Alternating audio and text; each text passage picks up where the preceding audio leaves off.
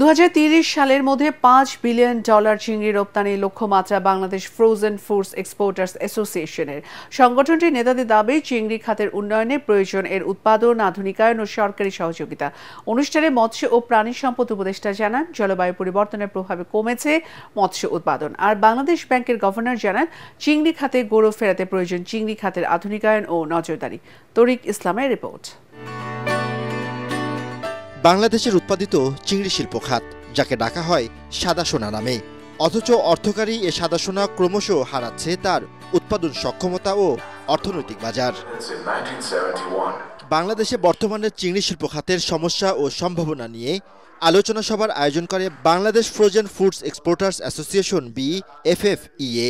এ সময় চিংড়ি শিল্প খাতের সমস্যা ও সম্ভাবনার কথা তুলে ধরেন এ খাতের ব্যবসায়ীরা।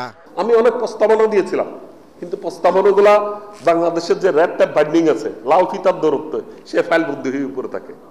কারণ আমরা যারা শিল্পপতি আছি, আমাদের সম্পর্কে রাষ্ট্রের যে ব্যুরোক্রেসি আছে, সেই ব্যুরোক্রেসির অনেক ডিফারেন্স।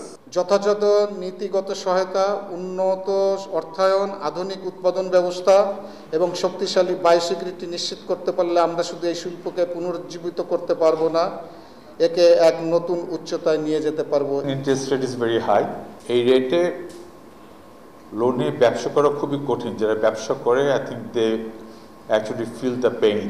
অনুষ্ঠানের বিশেষ অতিথি গভর্নর আহসান এইচ মনসুর জানান, চিংড়ির উৎপাদন সক্ষমতা বাড়াতে হবে। Credit expansion is not the only solution. Yes, it may be a part of the solution, but part of the solution of a strategic intervention, not just simply pumping money. That's not going to help it.